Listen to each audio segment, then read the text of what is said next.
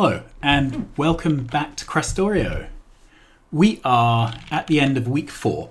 I've been trying to run this series as little half-hour episodes, half an hour a day, 5 of them a week.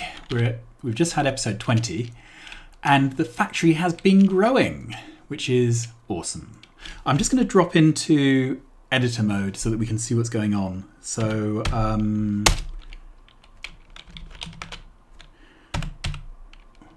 do I mean that? Yeah, I do. Good. So we can now zoom around with godlike powers and have a look. It also freezes the time, which helps.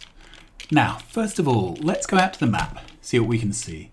In between the end of episode 20 and now, I took the car out and I basically did a circuit of the southern perimeter, the southwest, I guess. So we've got a 6.9 million patch of iron ore there, which is very nice.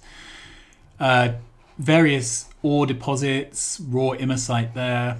Although we've got a patch of raw immersite here. Never mind. And what I was doing was we were increasingly getting little sporadic attacks. Not huge waves, but, you know, batches of biters coming in. They were starting to chew on the factory, which made me sad.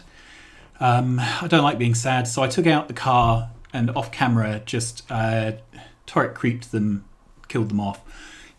I could have done that in an episode, but you kind of saw me do that last week at recap, and this season isn't about combat, at least not boring, grindy combat. At some point we'll get semi-automated, bot-based combat, and it'll be entertaining to watch waves and waves of robots putting down waves and waves of turrets to kill waves and waves of biters. But right now I just want to get the factory built, so I did that off camera. However, you can see, let's turn this off, you can see the factory has grown. Right, so what has been going on?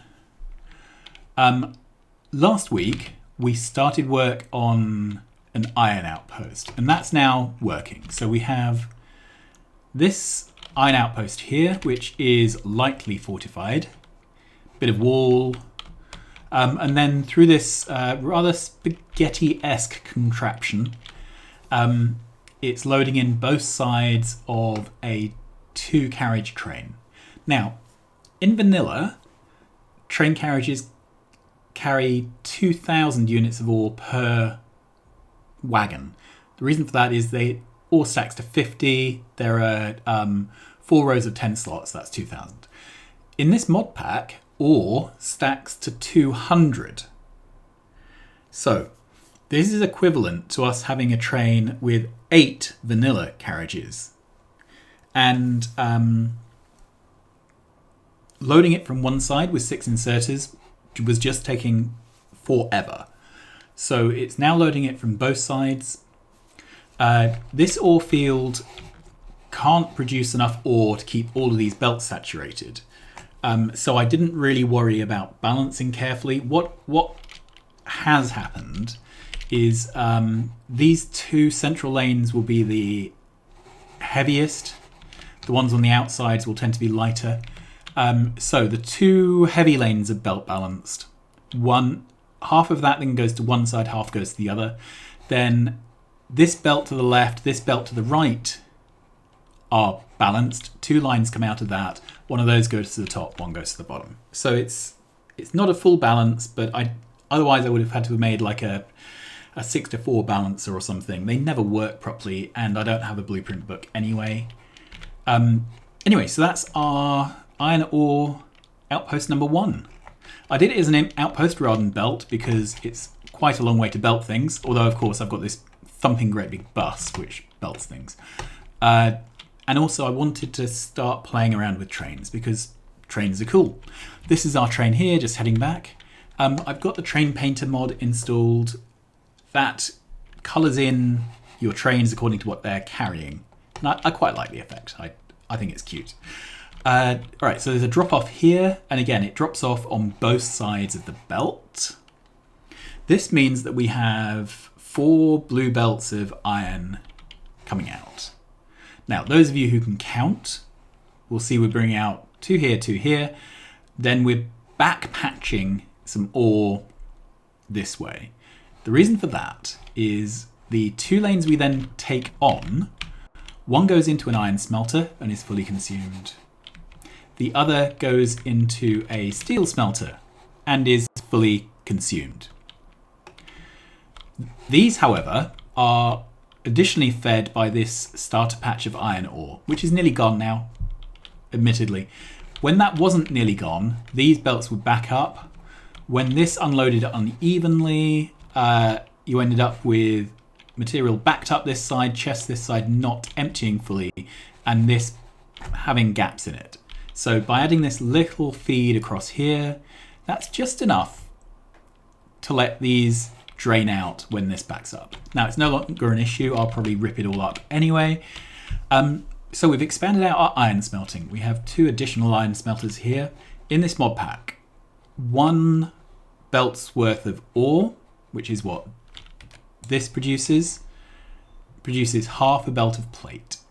So these 2 smelters fill 1 yellow belt of iron plate. This produces half a belt of iron plate, so that's enough for 1.5 belts of iron on the bus. So we now have 2 belts carrying on most of the way along the bus. I will patch this in when we get around to it. So we haven't yet scaled up our copper because copper is still coming from the starter patch. We are slowly adding in extra miners to just fill in the gaps, but this patch will be gone quite soon. So the next job will be to bring in copper by rail. So far, you can see there's copper going all the way to the end of the belt, so we're not consuming the full half belt of copper. However, there are some copper patches. So there's this one out here, 7.6 million. It's a bit too far away into biter territory. I prefer this one, 6.1 million. This one is conveniently the right side of the bus for bringing in a dedicated train and just unloading here and piping it through. Our stone is lasting quite well, which is surprising because stone is used in this mod pack for all sorts of things. So this will be one of the later ones we need to top up. Our coal is starting to look a little bit threadbare, to be honest, but there's this patch down here, which is 500,000. So the next thing with coal will be to lay this down with miners and bring this up through the smelting columns to supplement the starter patch. What else has been going on? All right, so at the end of last week, we were roughly up to engines, I think. I think we'd made this factory, we'd made this factory, although it's been extended a little bit. And I can't remember if we'd done engines or we were about to do engines. Anyway, so we now have engines. We have steel beams and steel gear wheels. We've added on rail stuff as factories. So my philosophy with this mod pack on the bus is very much each time I get to a new process or series of products to put down a mini factory that just makes those things. Once we had that, it was time for military cards. Military requires creep, which is stuff that grows underneath biter nests. Let's see if we can find a biter nest to have a look at. Here's a good one. All right, so this goop here is creep. You can pick it up with a special creep collecting tool, but obviously you have to evict forcibly the natives first. So that stuff gets collected as I pacify the area, and I currently just dump it into this box, and then it gets fed onto this belt and it goes into these 3 machines here for making biter research data. That's then fed on into these machines to make biter research. Then we have electronic components. So that's something we weren't making before. This requires glass, silicon and plastic. They're being buffered up, which is good.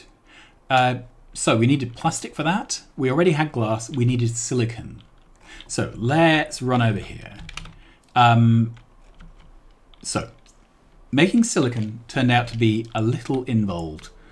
you need these filtration units here to produce quartz. Quartz is produced from sand.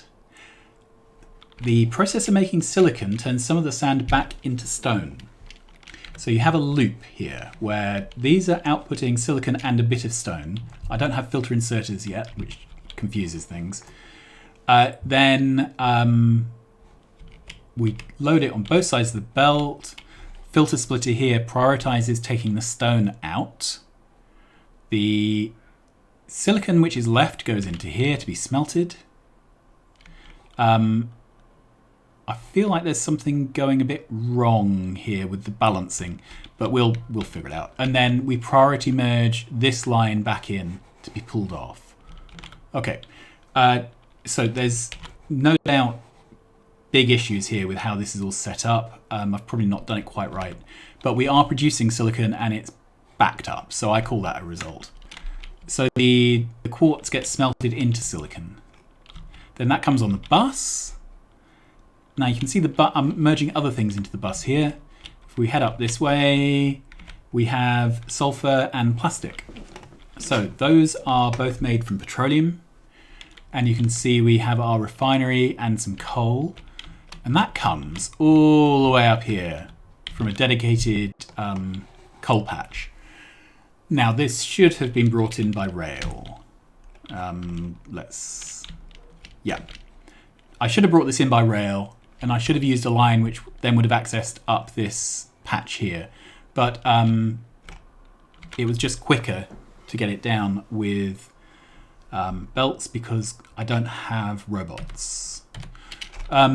It's worth just quickly mentioning I'm using this arrangement for the mining drills because I'm placing them manually. So you run a line up, just dropping these off one by one all the way up. It gets its sister line here, whack a belt through. Then we put a mining drill here and a power pole here. Now these power poles are dragged at the natural gap, 6 apart to power all these up.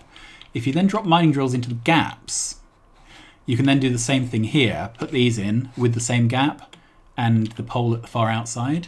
And then it's ready to have another dense layer of miners here. So it allows you to really keep the number of power poles down, you can lay out the whole thing while running. So I've liked this design.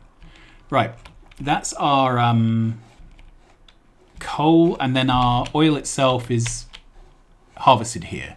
So far there have been no attacks on this area, but pretty soon I'm probably going to have to go out up here.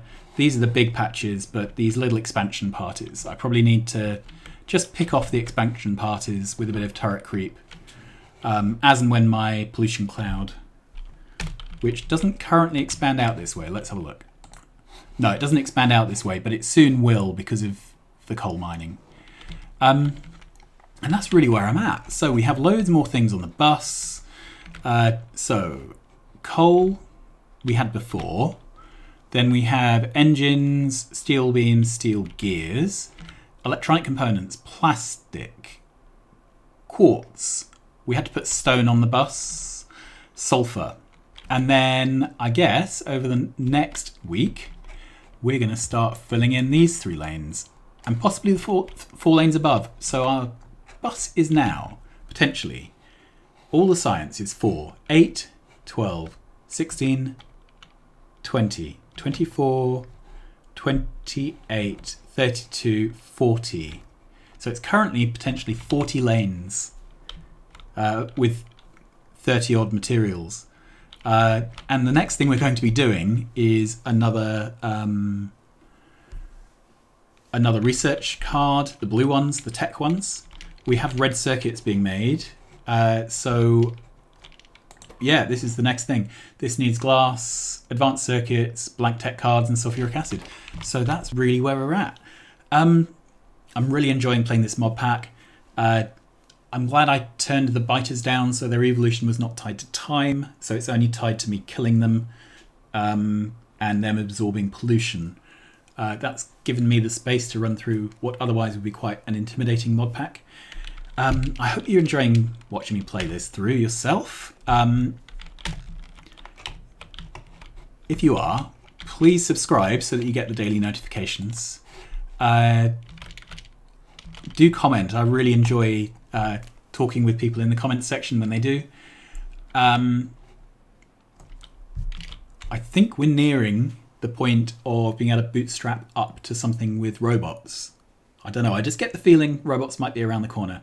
And at that point, we can take a decision about whether we're going to stick with a main bus or if we're going to go to a very robotic world. I'm not sure what's the right thing yet. I also don't know if I'm going to go to a grid-based rail setup or if I'm going to use an ad hoc outposty type thing. I really don't know. So we will find all this out in the coming week. Anyway, thanks very much for watching. Please do like and subscribe. Stay home, stay safe, stay well, and I will see you again next week. Bye-bye.